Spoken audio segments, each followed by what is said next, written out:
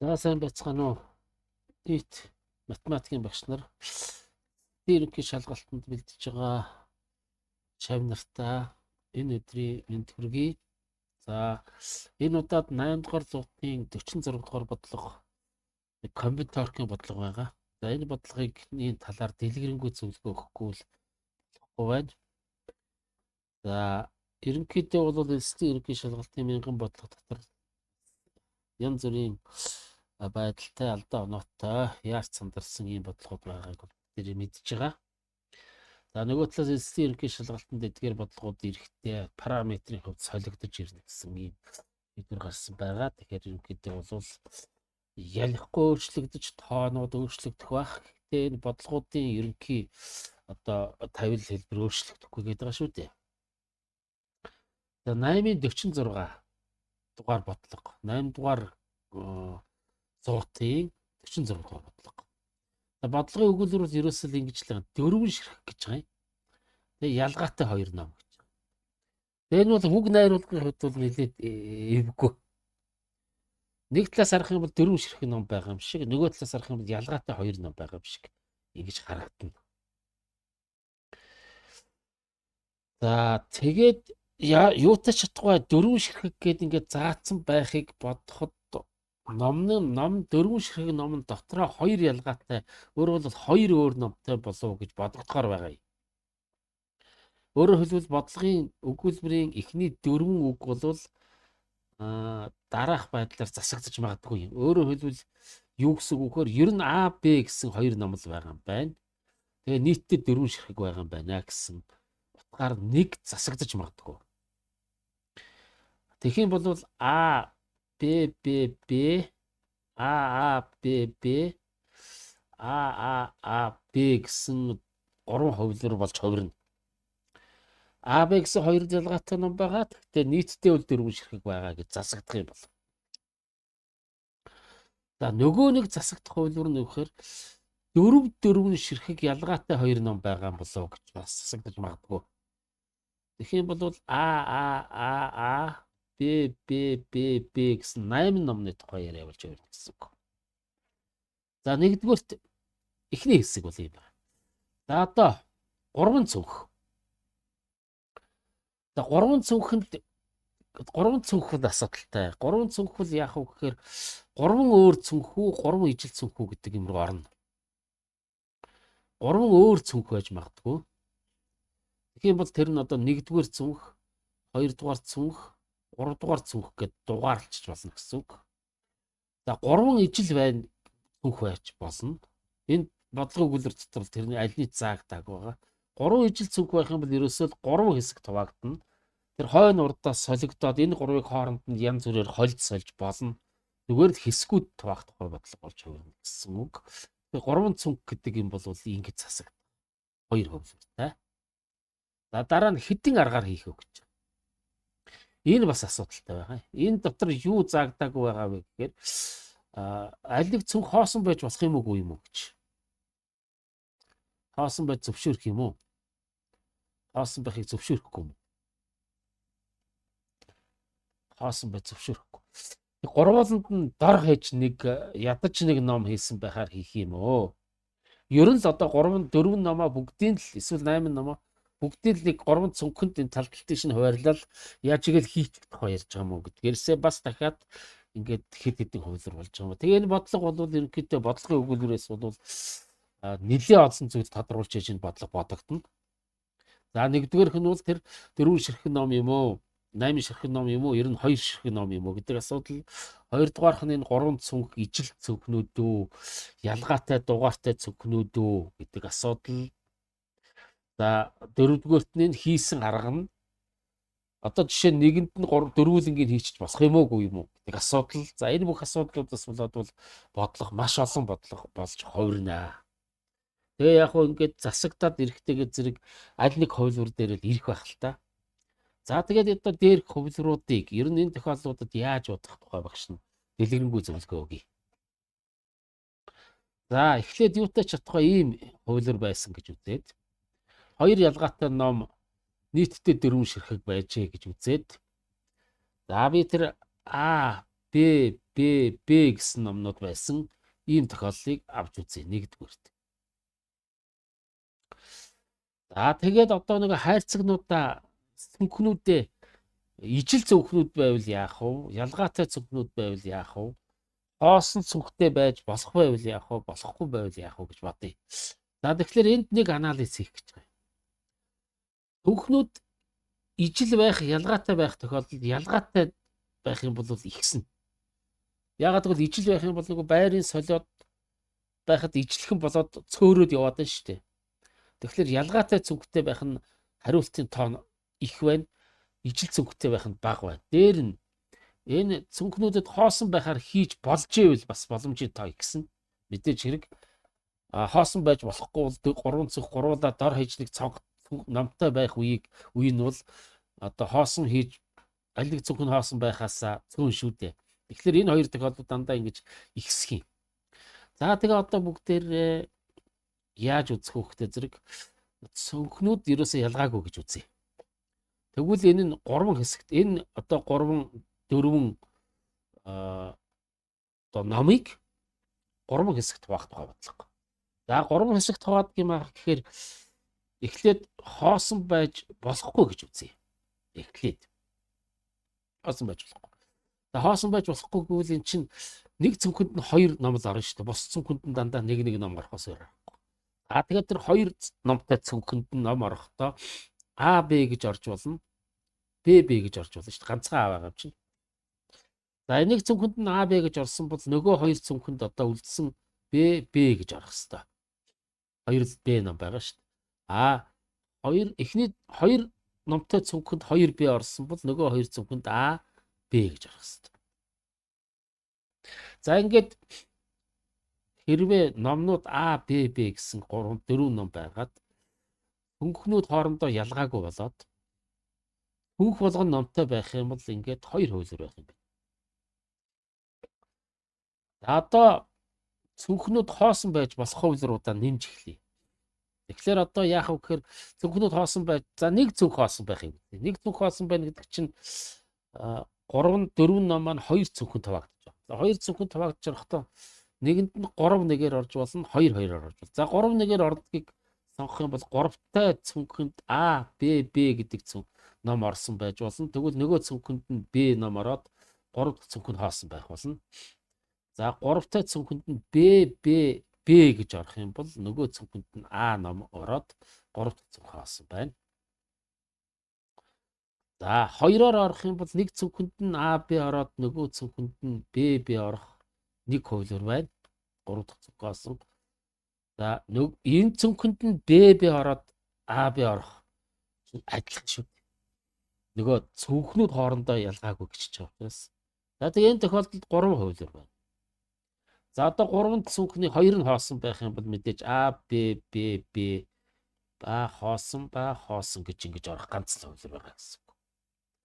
За ингээд биднэрт ямар одоо бодлогын хариу гарч иж байгаа юм бөхтэй зэрэг цүнхнүүд ижилхэн за хоосон байхгүйгээр орох юм бол 2хан боломжтой.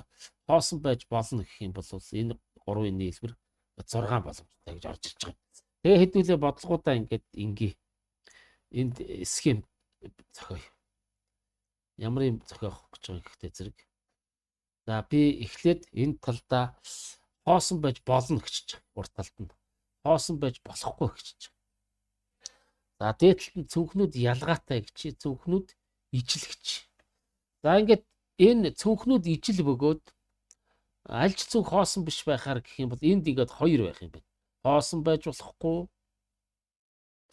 Цүнхнүүд ижилхэн байна. За дараа нь цүнхнүүд ижилхэн мөртлөө хоосон байж болно гэх юм бол эдгээрийн нийлбэр 2 3 1 ингээд 6 болчих. Хоосон байж болно. Тэгтээ цүнхнүүд ижилхэн 6. За одоо эндээсээ цүнхээ өөр болгоё. Одоо энэ бодлолтон дээрээс одоо цүнх ялгаатай байх вэ? Тэгэх юм бол энэ нэгдүгээр хуулбар яаж өөрчлөгдөх вэ гэхээр энэ 2 АБ гэсэн ном орсон цүнх нь нэгдүгээр цүнх байж болно, хоёрдугаар цүнх байж болно, гуравдугаар цүнх байж болно гэдэг ингээд 3-аар үрчнэ. А хоёрдугаар хуулиар бол 6-аар үржинэ. Ягаад гэвэл энэ ББ нэгдүгээр цүнхэнд байхад нөгөө АБ2 нь солигдоод 2 3 дээрд байх, 3 2 дээр байх гэдэг ингээд бүгд солигдож байгаа учраас 3-ын бактериалаар үржинэ. За энэ хувилбар АББ Б хоосон, БББ А хоосон, АББ хоосон эдгээр бол бүгдээрээ 6-аар үржинэ. Ягаад гэвэл энэ одоо байдлыг харах юм бол бүгд 3 өөр хувилбар байна шүү дээ. Нэг нь хоосон цүнх, нэг нь БТ цүнх гэдэг, нэг нь АББТ цүнх гэдэг. Гурвуулаа 3 өөр учраас 3 цүнх нь 3 өөр болчихгоот 3-ын бактериалаар сэлгээд одоо сэлгэх боломжийн тоогоороо сэлгээд 6-аар үржинэ. За энэ бол харин 3-аар үржинэ. Ягаад гэвэл нөгөө бүгдээрингийн хийцэн цүнх маань 1-р цүнх байх, 2-р цүнх байх, 3-р цүнх байх гэсэн ийм 3 хувилбар болоод. За ингээд хэрвээ цүнхнүүд хоосонгүй байна гэвэл энэ эхнийх нь 3 болоод хоёр дахь нь 6 болоод ингээд 9 болно гэсэн үг. Цүнхнүүд хоосонгүй байгаад ялгаатай байх юм бол 9 болно. За цүнхнүүд хоосонч байж болно гэд ялгаатай байх юм бол энэ голын хэсэг 36.8. За сүүлийнх 9.21. Саяны 9-ийг нэмээд ингээд 30 болно гэсэн үг. За тэгээд одоо энэ нэгдүгээр хувилбар дээр өөрөөр хэлбэл нөгөө 4 ширхэг ялгаатай хоёр ном маань А ном нь 1 ширхэг, Б ном нь 2 ширхэг, 3 ширхэг байх үед ингэж бодогдох нэ. За тэгвэл одоо хэдүүлээ 2-2-ороо байх үед.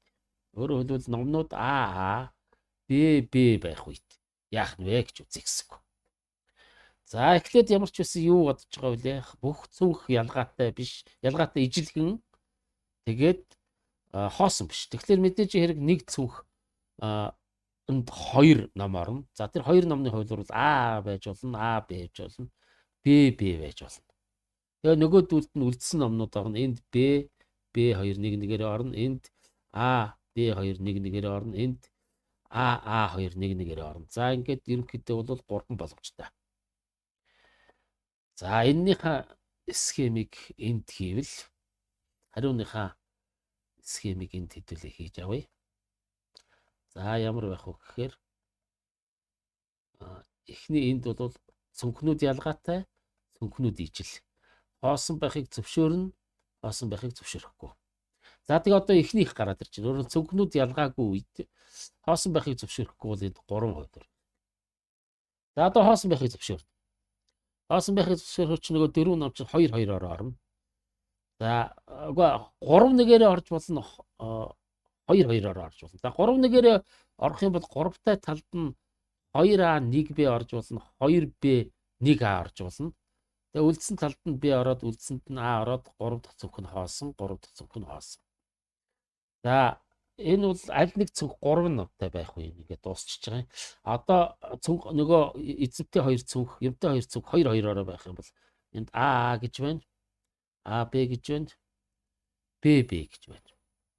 За тэгтээ ингэж байгаа. Цүнхнүүд ижилхэн гिचж байгаа учраас А-гийн тохиолдолд нөгөө Б Б-ийн талтай ороод энэ цүнх хоосон байна.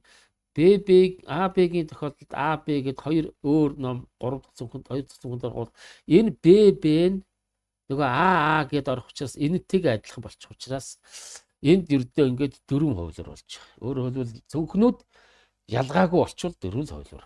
За цүнхнүүд ялгаагүй мөртлөө 2 цүнх хоосон байх юм бол мэдээж А Б Б гээд нэг цүнхэнтэй бүх ном маань ороод нөгөө 2 цүнх хоосон энд нэг тохиолдол. За тэгээд ингээд цүнхнүүд ялгаагүй мөртлөө ижил цүнхнүүд мөртлөө хоосонч байж болно, хоолтойч байж болно гэх юм бол ингээд энд 8 гэж хувилбар гарч ирж байгаа тийм ээ.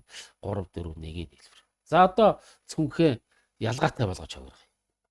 За энэ 3-аар үржинэ. Ягаад гэвэл энэ хоёр ижлэх учраас ерөөсөө энэ А 1-р цүнхэнд 2-р цүнхэнд 3-р цүнхэнд. А энэ бол 6-аар үржинэ. А Б гэсэн 3 өөр юм байгаа учраас энэ бол 3-аар үржинэ.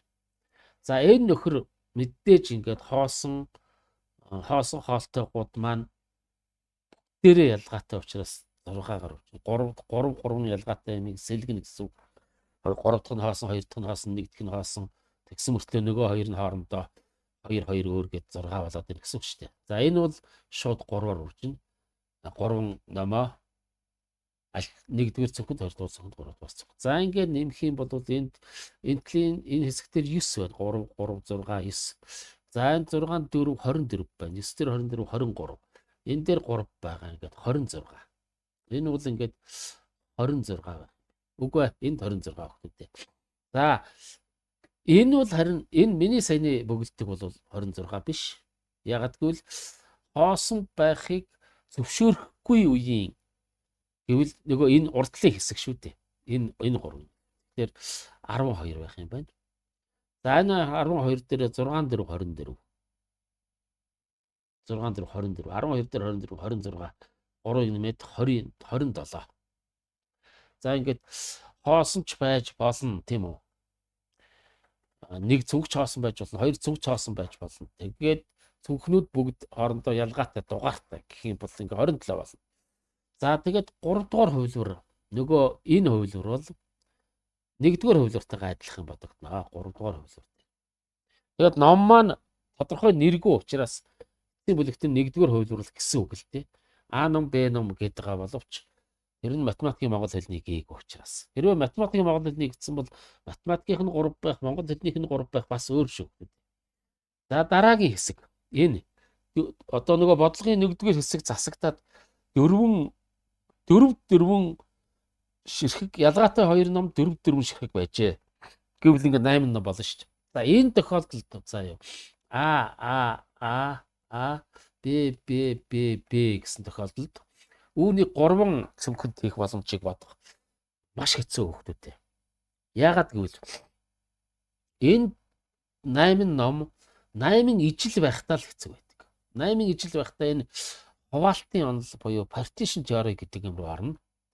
8 юмыг 3 хэсэгт хуваах тухай бодлого болж хувирна.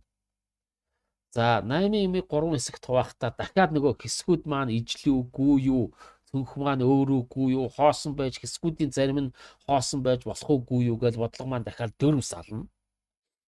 За тэгээд хуваалтын бодлого бол ерөнхий тохиолдолд энэ юмыг ийм хэсэгт хуваах хуваалтын бодлогын ил томьёо бол нэгдээг байгаа. За яг хөө ерөнхийдөө бол аштар жогшин төр бол нэг зарим нэг эрдэмтэн одоо харьцангуй ил томьёо нээсэн гэж ярьдаг юм байлээ. Гэхдээ хэвлэлтэнд бол би олж хараагүй. За нэр ил томьёоны тухай энтхийн математик Рамануджаны таамаглал байдаг энэ гэж ярьдаг. За хуваалтын онол бодлого гэж бодлого. За яг хөө 8 юмыг 3 хэсэгт хуваах яг энэ цөөн том дээр бол яг хөө 8-ын тоог 3-5-ны нийлбэрт хэдийн янзаар тавьж болох вэ гэдэг бодлого болгож жагаад ингээд хөөгөөд бодчихдгийг. Тэгээд 6 дээр нэмэх нь 1, 8 бол 5 дээр нэмэх нь 2, нэмэх нь 1, 8 бол 4 дээр нэмэх нь 3, нэмэх нь 1, 4 дээр нэмэх нь 2, нэмэх нь 2, 3 дээр нэмэх нь 3, нэмэх нь 2 гэдэг ингээд 5хан янзаар 3 хэсэгт хуваагддгийг. Гэхдээ одоо нөгөө A4 нь A, 4 нь Б болчихгоот энэ тэгээд цаашаага замбраагаа алдаад маш хүнд бодлого болоо явчихна. Тэгээд цаашаага нөгөө хуваалтууд маань эн чинь бол ялгаагүй хуваалт шүү дээ. Цүнхнүүд маань өөр цүнх болчихвол бүр цаашаа хэцүүднэ. Тэгээ хоосон байхыг зөвшөөрвөл энэ 2 хэсэг хуваах, 1 хэсэг хуваахуудыгаа нэмнэ гэдэг ингээ яваад өгнө. Ингээд маш хүнд бодлого болно. Тэгэхээр ингэж арай засагдахгүй байх. Зүгээр 1 2 дугаар хувилбаруудын аль нэгээр засагдах байх. Гэтэл энэ жаахан хүндэл бодлого юм. За ер нь шууд энэ 39 6 2 27 12 8 3-ыг гаргаж ирэх компьютерх загвар бол байхгүй шүү хөөе багш нараа. Компьютерх загвар бол байхгүй. Энийг бол зүгээр ингээл тооччл бодож олно. Тэгээ энэ тоочч бодож олно гэдэг бол бас нэлээд сонгон гүнзгий олимпиадын төвшний агуулгатай бодлого болж хувирах байх. Тэгээ юутай ч тухай 8-46 бол яг ийм бодлого байгаа. Тэгээд багш нар маань хөөхтүүд маань та нар яг энэ бодлогынхоо мөн чанарыг яг энэгээр нь л ойлго. Тэгээд яаж засагдаж өөрчлөгдөж ирэх нь үү? Тухайн үед нь л одоо арай ийм хүнд байдалтай бол ирэхгүй байх. Цөөхөн тохиолдлуудыг бодох. Тухайлбал одоо тэр 3 ижил цөмхөнд хоосон биш байхаар хийх тийм ээ. Эхний 1-р багнандах хувилбаруудыг тоолдог байхаар ийм бодлого болж ирэх болов гэж багш нь бодож байна. Тэгээд цааш ч гэсэн энэ элсдийн ерөнхий шалгалтын нээлттэй даалгаврын бодлогуудтай холбоотой бодолтуудыг багш нар та нар минь хүүхдүүддээ зааж өгтөө олон нийтэд дэлгэрэнгүйгээр тавихтаа, нээлттэй тавихтаа их болгоомжтой бодлогын одоо утга учирыг сайн ойлгож байгаарай. Ер нь комментарийн бодлогод бол зөвхөн нэг үг, үсэг өөрчлөх, хаях, орхих, тийм ялгал өөрчлөх, ганц үг орхих гэх мэтэр маш амархан өөрчлөгдөж, маш өөр тэр дундаа их хүнд бодлогод болдгийн шүү хүүхдүүд. За ингээд нийт элсдийн ерөнхий шалгалтанд бэлдэж байгаа сурагч багш нартаа амжилт хүсье.